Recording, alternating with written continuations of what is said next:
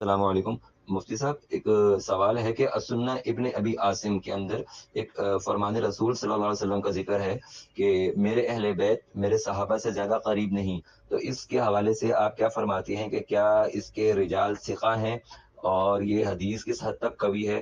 برائے مہربانی اس کے حوالے سے آپ وضاحت فرما دیں۔ اور صلی جو اللہ علیہ وآلہ وسلم نے فرمایا کہ یہ اہل بیت جو میرے ہیں یہ اپنے آپ کو خود کو میرا قریبی سمجھتے، یہ میرے قریبی نہیں ہے۔ میرے قریبی تو ہر متقی ہر مومن آدمی ہے۔ رسول اللہ صلی اللہ علیہ وآلہ وسلم نے جس گروہ کو باغی گروہ کہا، کیا اس کے فضائل میں کوئی روایت قبول ہونی چاہیے؟ الحمدللہ رب العالمین والصلاة والسلام علی سید الانبیاء والمرسلین وآلہ الطیبین الطاہرین ورضی اللہ عن الصحابة من المہاجرین والانصار والذین اتبعوهم بإحسان۔ السلام علیکم ورحمۃ اللہ وبرکاتہ۔ آپ نے تو اہل البیت علیہ السلام کے فضائل میں روایات بہت سنی ہوں گی، لیکن آج میں آپ کو ایسی صحیح روایات بتانا چاہتا ہوں کہ جو نواسب نے گھڑی ہیں اور انہیں صحیح قرار دیا ہے، اور وہ اہل البیت علیہ السلام کے فضائل کو کم کرنے کے لیے ہیں یا اہل البیت علیہ السلام کی مذمت کے لیے ہیں۔ الیاذ باللہ۔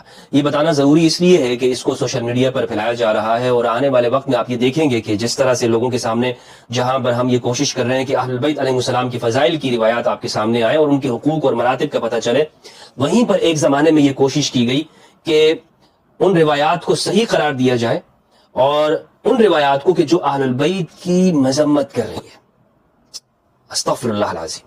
لیکن چونکہ یہ روایات ہیں اور ان کو صحیح قرار دیا گیا ہے، لہٰذا صحیح سمجھا جاتا ہے، صحیح ہے نہیں، صحیح سمجھا جاتا ہے، تو میں آج آپ کو پیش کرنا چاہتا ہوں، اور یہ بہت اس کو آپ غور سے دیکھیے گا انشاءاللہ عز و جل، تاکہ آپ کو معلوم ہوگا کہ انہوں نے کیا کیا ہے در حقیقت۔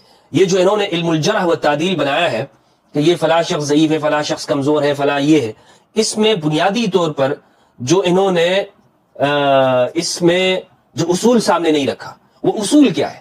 وہ اصول ایک بہت اہم اصول، مثال کے طور پر یہ لوگ کہتے ہیں کہ فلاں جو راوی ہے وہ قدری ہے، فلاں راوی وہ جہمی ہے، یہ فرقوں کے نام تھے، فلاں راوی جو ہے یہ شیعہ ہے، یہ موٹا فرقہ ہے، اس کو آپ سمجھ سکتے ہیں آسانی طور پر، رافضی ہے، لہٰذا اس کی جو روایتیں ہم قبول نہیں کریں گے۔ ہاں، اور چونکہ یہ اپنے موقف اور عقیدے کے اوپر یہ روایت پیش کر رہا ہے، اس لیے ہمیں یہ قبول نہیں ہے، وغیرہ وغیرہ، فلاں کے اندر تشیع ہے لہٰذا یہ ضعیف ہے۔ اس طرح یہ بہت ساری روایات کو جو اہل البیت علیہ السلام کی حق میں ہوتی، جیسے عطیہ لوفی کو لے لیجئے، اس کے بارے میں کیا کہتے ہیں محدثین، یہ اس میں تشیع ہے وغیرہ وغیرہ۔ تو جب یہ لوگ کسی پر کسی فرقے کا الزام لگا کر پورے کے پورے فرقے کو مورد طعن بناتے ہیں اور ان کی مذمت کرتے اور ان کی روایت کو نہیں لیتے، اصول کیا ہونا چاہیے؟ اصول یہ ہونا چاہیے کہ جو محدثین نے بنایا اس طرح سے نہیں، بلکہ اللہ اور اس کے رسول نے جن کو ضعیف قرار دیا ہے ان کو چاہیے تھا کہ یہ لوگ ضعیف قرار دیتے۔ اللہ نے کس کو ضعیف قرار دیا؟ قرآن مجید میں وَلَا تَرْكَنُوا إِلَى الَّذِينَ ظَلَمُوا فَتَمَسَّكُمُ النَّارُ، کہ ظالموں کے قریب بھی مت جانا، ظالموں کی طرف جھکاؤ بھی مت کرنا، رکن ان کی جانب تھوڑا سا ہلکا سا بھی تمہارا جھکاؤ نہیں ہونا چاہیے، ورنہ تم جہنمی ہو جاؤ گے، جہنم کی آگ تمہیں پہنچ جائے گی۔ یعنی اس آیت سے یہ بات معلوم ہوتی ہے، یہ اصول واضح ہوتا ہے کہ جو شخص ظالموں کا ساتھ دیتا ہو، ظالم حکمرانوں کے پاس بیٹھتا ہو، ظالم حکمرانوں کی جوتیاں سیدھی کرتا ہو، یا ظالم حکمرانوں سے مراعات لے کر وہ دین کو آگے بیان کرتا ہو، ایسا شخص ضعیف ہونا چاہیے، کمزور ہونا چاہیے، اس کے اندر شک ہونا چاہیے تھا۔ لیکن انہوں نے یہ اصول نہیں بنایا۔ انہوں نے کیا اصول بنایا؟ انہوں نے یہی بنایا کہ فلاں فرقہ غیر معتبر ہے۔ تو جو اصول ہے قرآن دے رہا ہے کہ ظالم کے ساتھ دینے والا وہ غیر معتبر ہے، جب قرآن اس کو جہنمی کہہ رہا ہے تو آپ کو بھی چاہیے کہ ایسے شخص سے روایت نہ لیں۔ لیکن آپ دیکھیں گے کہ ایسے بہت سارے راوی ہیں کہ جنہوں نے اپنی زندگی حکمرانوں کے ساتھ گزاری، حکمرانوں سے وظائف لیے، اور پھر آگے جب انہوں نے روایات بیان کی وہ ساری اہل البیت کے خلاف ہے۔ یا مثال کے طور پر رسول اللہ صلی اللہ علیہ وآلہ وسلم نے جس گروہ کو باغی گروہ کہا، کیا اس کے فضائل میں کوئی روایت قبول ہونی چاہیے؟ کیا ایسے شخص کی بات کو مانا جا سکتا ہے کہ جو باغی گروہ کا حصہ بنا ہو؟ کیا ایسے شخص کا قول معتبر ہو سکتا ہے، یا ایسے شخص کی فضیلت میں کوئی روایت پیش کی جا سکتی ہے جو باغی گروہ کا جو باغی گروہ کا اس میں حصہ لے چکا ہو؟ کیونکہ رسول اللہ نے فرمایا، بخاری مسلم اور صحیح روایت ہے، رسول اللہ نے فرمایا عمار تقتلک الفئۃ الباغیہ، عمار کو باغی گروہ قتل کرے گا، یدعوہم الی الجنۃ یدعوہم الی اللہ ویدعونہ الی النار، عمار ان کو اللہ کی جانب بلائے گا، جنت کی جانب بلائیں گے، اور یہ عمار کو جہنم کی جانب بلانے والے ہوں گے۔ الفئہ الباغیہ، باغی گروہ، باغی گروہ جس کو رسول اللہ نے فرمایا، تو آگے انہوں نے روایات لی ہیں. بہت بڑے بڑے محدثین اس طرح سے ہیں، سینکڑوں میں آپ کو بتاتا چلوں کہ جو اس باغی گروہ یا ناسبی ہیں. اچھا، دوسرا جو اصول ہے وہ آپ نے یہ دیکھیں کہ آج اپنے معاشرے کے اندر بھی اس کو آپ نے ٹرائی کیا ہوگا. مثال کے طور پر ہمارے جیسے ملک کے اندر مختلف سیاسی جماعتیں حصہ لیتی ہیں، تو آپ نے دیکھا ہوگا کہ ایک جو علاقہ ہے وہاں پر کسی مخصوص جماعت کا بہت بڑا ہولڈ ہوتا ہے، وہاں کے رہنے والے اس پارٹی کو بہت چارے ہوتے ہیں. یہ ہمارے پاکستان کے اندر بھی دنیا بھر میں ہوتا ہے، میں نام نہیں لینا چاہتا ہوں علاقوں کی، جگہوں کی. اسی طرح قدیم زمانے کے اندر بھی جب آپ جائیں گے تو پورے کے پورے علاقوں کے اندر بعض لوگوں کا ہولڈ تھا، بعض لوگ وہاں کے مانے جاتے تھے. مثال کے طور پر آج آپ کے ملک میں ایک جماعت کا ورکر ہے، اگر وہ دوسری جماعت کے لیڈر کے بارے میں کوئی بات کرتا ہے یا گواہی دے گا، کیا آپ اسے قبول کریں گے؟ آپ کہیں گے نا یہ تو فلاں جماعت فلاں پارٹی سے تعلق رکھتا ہے، آپ نہیں کریں گے. تو جرح و تعدیل کا جو یہ اصول ہے، اس کو آگے آپ نے اس زمانے کے اندر جا کر جب آپ سمجھیں گے تو آپ کو معلوم ہوگا کہ بھائی چکر کیا چلا ہے. ہوا کیا ہے؟ ہوا یہ ہے کہ جو پورے کے پورے علاقے تھے اس زمانے میں وہ تقسیم ہو چکے تھے. مثال کے طور پر جو بصرہ ہے وہ پورا ناسبی تھا اس زمانے میں، الا یہ کہ اس میں کوئی صالح آدمی نکل آئے، کوئی محب اہل بیت نکل آئے. کوفہ اکثریت اس کے اوپر تشیع کا غلبہ تھا، الا یہ کہ اس میں سے کوئی ناسبی نکل آئے. نکلتے تھے، ایسا نہیں کہ کوفہ کے اندر سارے کے سارے شیعہ تھے. شام پورا کا پورا ناسبی، خصوصاً حمص کا جو علاقہ ہے، جو آج بھی پورا ناسبی ہے. حمص جو متشددانہ افکار والے ہیں وہ حمص کے اندر ہے، آج بھی ناسبی ہے. حلب وہاں پر صوفیہ بھی ہے اور ناسبیوں کی تعداد بھی وہاں پر موجود ہے. اس طرح یہ علاقے تقسیم تھے. ان علاقوں کے اندر جو رہنے والے لوگ تھے ان کے اوپر ایک خاص گروہ کا قبضہ تھا. تو یہ چیزیں ہم نے دیکھنی ہوں گی، اور آج ہم اس کو اگر اپنے علاقے کے اندر اس زمانے کے اعتبار سے اگر ہم اس کو اپلائی کریں تو بہت آسانی سے ہمیں یہ چیز سمجھ میں آ سکتی ہے. تو ان اصولوں کو اگر ہم سامنے رکھتے ہیں، اب آگے آتے ہیں میں اس روایت کی جانب جو مجھ سے یہ سوال پوچھا گیا ہے. یہ بہت ضروری تھا یہ باتیں کرنا آپ کے سامنے مقدمے کے اندر، تاکہ ایک چیز آپ کو ذہن کے اندر بیٹھ جائے اور آپ اس چیز کو اچھی طرح سمجھ لیں. اور ویڈیو اگرچہ طویل ہو سکتی ہے لیکن اس کی پرواہ نہ کیجیے گا، چونکہ اس کے اندر میں کچھ آپ کو بنیادی طور پر اصولی چیزیں سمجھانا چاہ رہا تھا. تو ایک روایت جو پیش کی گئی ہے وہ ہے ابن ابی عاصم کی، اور وہ یہ روایت ہے السنہ کے حوالے سے. یہ روایت کیا ہے؟ ابن ابی عاصم المتوفى 287 ہجری اپنی تصنیف میں روایت کرتے ہیں. جو سوال کیا گیا ہے وہ یہ ہے: حدثنا محمد بن عوف حدثنا ابو المغیرہ حدثنا صفوان بن عمرو عن راشد بن سعد عن عاصم بن حمید الکوفی عن معاذ بن جبل. یہ راویوں کے نام ہیں، ان میں سے ہر راوی کے اوپر میں گفتگو کروں گا.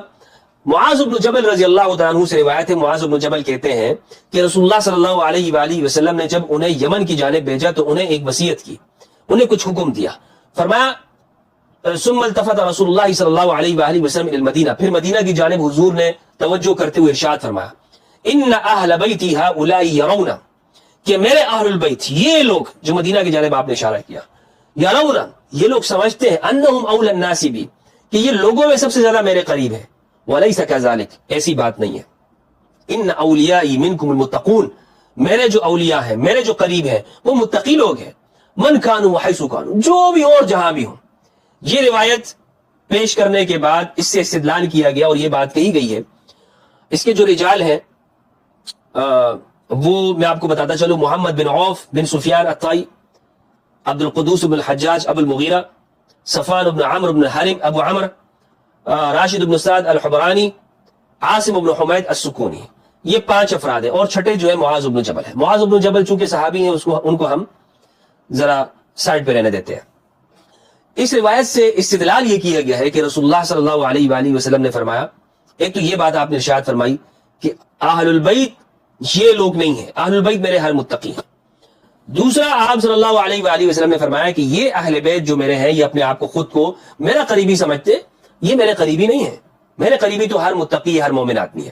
تو اس سے استدلال کیا گیا کہ اس سے استدلال یہ کیا جاتا ہے کہ جناب ایسی ہر روایت جس میں اہل البیت کو رسول اللہ کا قریبی کہا جائے وہ روایت باطل ہے، اور یہ قرآن کے مخالف ہے. کیوں بھائی؟ اس لیے مخالف ہے کیونکہ قرآن مجید تو کہتا ہے ان اکرمکم عند اللہ اتقاکم، تم میں سب سے متقی اللہ کے ہاں سب سے معزز وہ ہے جو سب سے زیادہ متقی ہوگا. اس لیے ہر وہ روایت جس میں یہ بات ہو کہ اہل البیت میرے قریبی ہیں، وہ قرآن کی بھی مخالف ہے اور اس روایت کی مخالف ہے. یعنی اس روایت کو انہوں نے اصول کے طور پر پیش کیا. اب یہ روایت جو میں نے آپ کے سامنے پیش کی، ناسبیوں نے اس کو بڑا اچھالنے کی کوشش کی ہے اور ناسبی اس سے استدلال کر رہے ہیں. میں ناسبیوں سے کہنا چاہتا ہوں اب تم اس زمانے میں نہیں ہو کہ جب تم یہ اس طرح کے پروپیگنڈے کرتے تھے, کتابیں لکھتے تھے اور کوئی تمہیں جواب دینے والا نہیں ہوتا تھا. اب تم ایسے زمانے میں ہو کہ جب ہمدرد اس زمانے کے اندر موجود ہے انشاءاللہ عز و جل. اب دیکھیں کہ یہ جو روایت جس سے یہ استدلال کر رہے ہیں, کیا یہ استدلال ان کا بنتا بھی ہے یا نہیں بنتا, اور یہ روایت کس درجے کی ہے. سب سے پہلے آپ خود سوچیں کہ معاذ بن جبل خود کب اسلام قبول کیا انہوں نے, اور اہل البیت علیہ السلام کون ہے. اہل البیت یعنی اگر متقی کی تعریف لی جائے تو متقی کی تعریف پر کون فٹ آئے گا, انہی کے اصول کو سامنے رکھے. اہل البیت علیہ السلام, امام علی علیہ السلام, یعنی کتنا بڑا فرق ہے.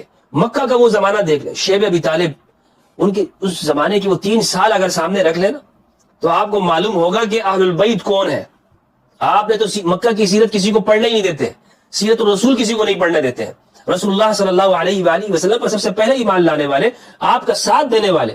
یعنی کتنی تعجب کی بات ہے کہ حضور معاذ بن جبل کو یمن کی جانب بھیج رہے ہوں اور انہیں یہ وصیت کرتے ہو کہ یہ میرے جو اہل البیت ہے یہ میرے قریبی نہیں ہے, جنہوں نے اپنی ساری زندگی اسلام کے لیے لٹا دی, ساری زندگی اپنے اسلام کے لیے قربان کر دی, انہی کے بارے میں حضور ان کے مخالف ارشاد فرما رہا. یہ کس طرح سے ممکن ہے.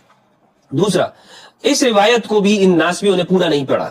یہ روایت مکمل یہ لوگ انہوں نے نہیں پڑھی. اگر یہ پورا پڑھیں گے نا تو آپ کو معلوم ہوگا کہ بھائی یہ ناسبی کر کیا رہا ہے, یہ تو اہل البیت کو متقین کی لسٹ سے ہی نکال رہے ہیں. اب میں آپ کو یہ پوری روایت پڑھ کے سناتا ہوں. یہ مکمل روایت ہے السنہ لابن ابی عاصم 1011 نمبر کی روایت ہے. یہاں تک تو یہ روایت ہے ان اولیائی منکم المتقون من کانوا حیث کانوا. اس سے آگے کے جو الفاظ ہیں ناسبی کھا گیا. اس سے آگے کے الفاظ اللہم انی لا احل لهم فساد ما اصلحت وَأَيْمُ اللَّهِ لَتُكَفُّأَنَّ أُمَّتِي عَنْ دِينِهَا كَمَا يُكْفَوُ الْإِنَاءُ فِي الْبَطْحَةِ. اللہ اکبر. یعنی اس میں کیا کہا جا رہا ہے, یہاں تک تو الفاظ ہیں کہ میرے اولیاء متقین ہیں جو بھی ہو جہاں بھی ہو, لیکن آگے کے جو الفاظ ہیں, اے میرے رب میں ان کے لیے وہ چیز حلال نہیں کر سکتا ہوں ان کے لیے فساد کو کہ جس کو میں نے درست کر دیا. یعنی ساری زندگی جس چیز کو میں نے درست کیا, جس فساد کو میں نے ختم کیا, اب یہ فساد اگر برپا کرنا چاہتے ہیں تو میں ان کے لیے حلال نہیں کرنا چاہتا. یہ ہے اس کا مطلب. یعنی الیاذ باللہ اس روایت کا مفہوم آپ دیکھیں. کیا اہل البیت یہ چاہ رہے تھے؟ کیا اہل البیت یہ فساد کو دوبارہ زندہ کرنا چاہ رہے ہیں؟ استغفر اللہ العظیم. یہ وہ روایت ہے کہ جو ناسبیوں نے گھڑی ہے. اب کس نے گھڑی ہے؟ معاذ بن جبل رضی اللہ عنہ تو صحابی ہیں. اس کے بعد جو خرابی ہے راویوں کے اندر, میں آپ کو بتاؤں گا کہ راوی موجود ہیں, خواہ وہ بخاری ہو یا دیگر کتابیں ہوں یا اس طرح کی السنہ لابن ابی عاصم, اس کے اندر ناسبیوں کی روایتیں موجود ہیں. نواسب نے یہ کوشش کی, اور ناسبی کون ہے کہ جو اہل البیت علیہ السلام کے دشمن ہیں, تو یہ پوری روایت تھی کہ جو انہوں نے پیش نہیں کی. اب میں یہ بتاتا چلوں کہ یہ جو ناسبی نے روایت پیش کی یہ قرآن کے بھی خلاف ہے. قرآن مجید کے خلاف کس طرح سے؟ قرآن کے خلاف اس طرح ہے. سورہ شورى سورت نمبر 42 آیت نمبر 23 ہے. اللہ سبحانہ وتعالی نے ارشاد فرمایا اعوذ باللہ من الشیطان الرجیم بسم اللہ الرحمن الرحیم ذلک الذی یبشر اللہ عباده الذین آمنوا وعملوا الصالحات قل لا اسألکم علیہ اجرا الا المودۃ فی القربى. آپ فرما دیجئے کہ میں تم سے اس اجر رسالت پر, میں تم سے اس دین پر کسی قسم کا اجر نہیں مانگتا, الا المودۃ فی القربى, مگر جو میرے سب سے زیادہ قریبی ہیں ان کی محبت مانگتا ہوں. یہ ہے اس کا درست ترجمہ. اس آیت کا ترجمہ بھی یہ سب نے غلط کیا ہوا ہے. جتنے بھی ہیں یہ ترجمے آپ اٹھا کے دیکھ لیں. کسی نے لکھا ہے کہ میں قریبی میں رشتہ داروں کی محبت چاہتا ہوں, کسی نے لکھا ہے کہ میں اس رسالت کے کام پر یہی مانگتا ہوں کہ تم میری رعایت کرو, یہی اجر مانگتا ہوں کہ تم میری رعایت کرو. یہ دیکھیں کہ اس کا ترجمہ کیا بنتا ہے. ترجمہ ہے قل, آپ فرما دیجئے, لا اسألکم, متکلم کا صیغہ ہے, نہیں مانگتا ہوں تم کو, علیہ, اس پر, کس پر؟ یہ تبلیغ پر, دین کے کام پر, توحید پر, رسالت پر, جو میں نے پیش کیا, پیغام پیش کیا, الا, مگر حرف استثناء ہے, المودۃ, مودت, محبت, ایسی محبت جو تمہارے دلوں کے اندر چلی جائے, جو تمہارے دلوں میں جم جائے. فی القربا, القربا کے, القربا کون ہے؟ القربا, القربا یہ فعلا کا وزن ہے. اس میں تفضیل المعنس, فعلا, فعلیانی, فعلیات, فعل, فعیلا, جسے ہے نا دربا, دربیانی, دربیات, درب, دریبا, ادرب, ادربانی, ادربون, ادربین, ادارب, ادیرب. یہ اس میں تفضیل مذکر کے صیغے اور اس میں تفضیل مؤنث کا صیغہ. اس میں تفضیل کا معنی ہوتا ہے, اس میں تفضیل کا معنی ہوتا ہے کہ جس میں بہت بڑائی ہو, جس میں بہت زیادہ کسی چیز کو فضیلت دی گئی ہو. تو قربا جو میرے سب سے زیادہ قریبی ہیں ان میں جو معزز ہیں فضیلت والے ہیں. صرف قریبی رشتہ دار نہیں جناب، میرے رشتہ داروں میں تو بہت سارے رشتہ دار ہیں. رسول اللہ صلی اللہ علیہ وسلم کی بہت سارے لوگوں سے رشتہ داری تھی. دوسرا، ایک تو یہ قرآن کی مخالف ہے، اور پھر اب یہاں پہ سوال یہ پیدا ہوتا ہے کہ حضور نے قرآن مجید کے اندر یہ آیت کیوں، اس آیت کا مفہوم کیا ہے؟ یعنی یہ بات کیوں ارشاد فرمائی کہ میں تم سے اپنے جو قریبی رشتہ داروں میں جو صاحب فضیلت ہے ان کی محبت مانگتا ہوں. کیوں؟ اس لیے کہ دین کا ابلاغ کرنے والے وہی ہیں، اس لیے کہ حضور نے انہی کی وصیت کی کہ میرے بعد دین یہی بیان کرے گا، حدیث ثقلین کے اندر. دوسرا، حضور کے سامنے جو دیگر امتیں ہیں ان کی احوال موجود ہیں کہ انہوں نے انبیاء کا قتل کیا، انہوں نے انبیاء کے وارثین کو قتل کیا، انہوں نے انبیاء کے جانشینوں کو قتل کیا. تو حضور نے فرمایا کہ میں تم سے کچھ نہیں مانگتا ہوں، اس لیے صرف یہی بات مانگتا ہوں. مجھے معلوم ہے کہ تم نے یہ کام کرنا، لیکن پھر بھی میں تم سے اجر یہی مانگتا ہوں کہ میرے بچوں کا خیال کرنا، انہیں ذبح مت کرنا میرے بچوں کو. جس طرح گزشتہ اقوام نے کیا کہ اپنے نبیوں کی اولاد کو قتل کیا، نبیوں کو شہید کر دیا، تم مت کر دینا. اور اس امت نے یہ کام کیا. بخاری کی روایت ہے، مسلم کی روایت ہے، حضور نے فرمایا لَتَتَّبِعُنَّ سَنَنَ مَنْ كَانَ قَبْلَكُمْ شِبْرًا شِبْرًا وَذِرَاعًا بِذِرَاعٍ قُلْنَا يَا رَسُولَ الْيَهُودُ وَالنَّصَارَى حَتَّى لَوْ دَخَلُوا جُحْرَ ضَبٍّ تَبِعْتُمُوهُ قُلْنَا يَا رَسُولَ اللَّهِ الْيَهُودُ وَالنَّصَارَى قَالَ فَمَنْ، کہ تم گزشتہ اقوام کے نقش قدم پر چلو گے، اگر وہ گوہ کے بل میں گھسے ہوں گے تم بھی ان کے پیچھے گھس پڑو گے، اتنی تمہاری مشابہت ہوگی ان کے ساتھ. اور اس امت کے لوگوں نے کہا، ترمذی کی روایت ہے، کچھ لوگوں نے کہا حضور نبی اکرم صلی اللہ علیہ وآلہ وسلم سے کہا بھی کہ آپ ہمارے لیے اس درخت کو معبود کیوں نہیں بناتے تاکہ ہم بھی مشرکین کی طرح شرک کرنے لگ جائیں. تو رسول اللہ صلی اللہ علیہ وآلہ وسلم نے فرمایا کہ تم بالکل گزشتہ اقوام کے پیچھے اسی طرح چل پڑو گے جس طرح سے ان کے پیچھے چل پڑو گے.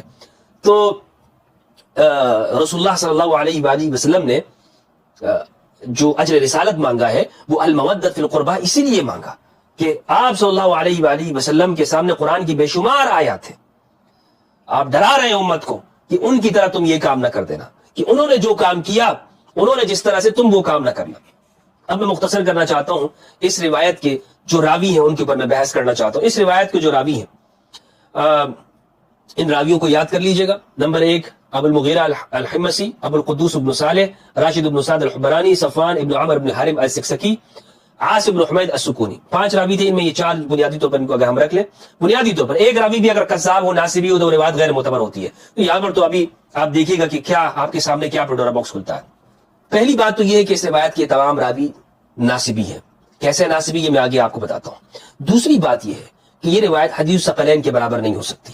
یہ روایت ابن ابی عاصم نے الحاد والمسانی کے اندر اور اسی طرح سنہ کے اندر روایت کی، اور یہ خبر واحد ہے.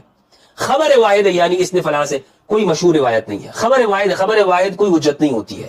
اور وہ جب اس کے مقابلے میں حدیث ثقلین موجود ہو، جب ایسی روایت موجود جو قرآن کی آیت کی طرح ہے، جو الثقلین ہے، جو کتاب اللہ اور اطاعت رسول یعنی کتاب اللہ کے برابر ہے، اور بے شمار روایات ہے. غدیر خم کی روایت 210 صحابہ، بعض نے کہا کہ 400 صحابہ نے روایت کیا. غدیر خم کی روایت یہ اس کے برابر تو نہیں ہو سکتی، جس میں رسول اللہ نے فرمایا میں تمہارے درمیان میں قرآن اور اپنی اہل بیت کو چھوڑ کے جا رہا ہوں. صحیح مسلم کی روایت کے مقابل تو نہیں ہو سکتی السنہ ابن ابی عاصم کی.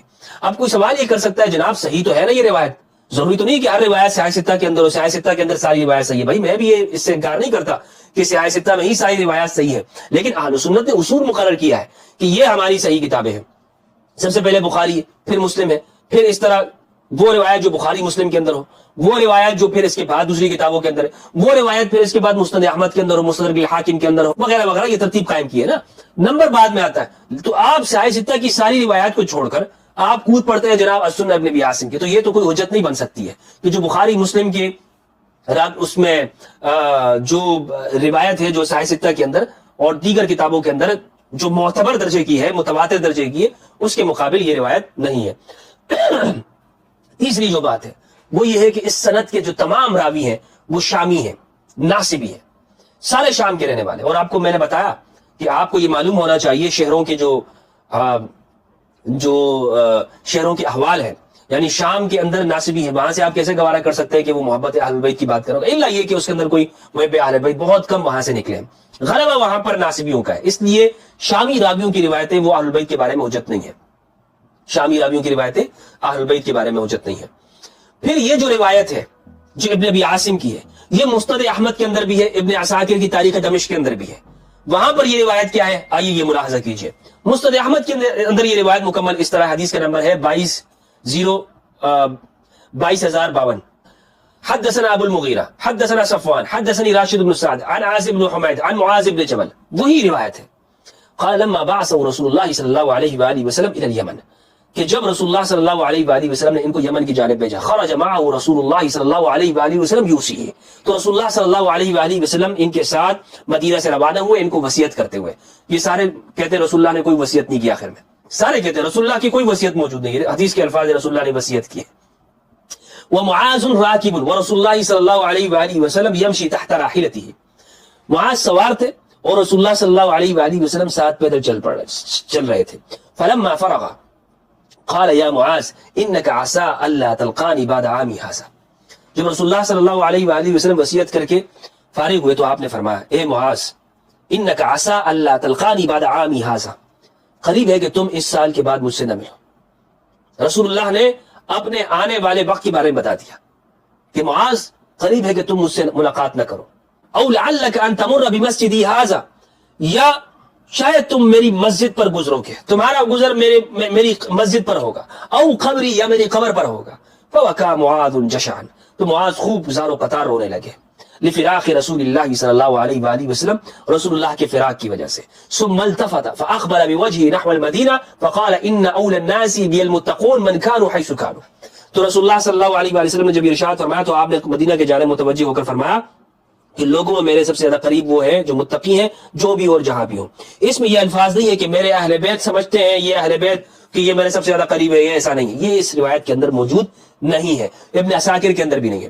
دوسرا، اس روایت کی آپ اگر غور کریں تو اس روایت میں یہ بات ہے کہ رسول اللہ صلی اللہ علیہ وآلہ وسلم نے معاذ بن جبل سے یہ بات کہی کہ تمہارا گزر میری قبر پر ہوگا. تو اس سے میں آپ کو یہ استدلال کرتے بتانا چاہتا ہوں کہ ایک ناسبی یا ایک ایسا شخص کہ جو نواسب کو اپنا امام مانتا ہو، جن کے اندر ناسبیت پائی جاتی ہو، وہ اس سے استدلال نہیں کر سکتے.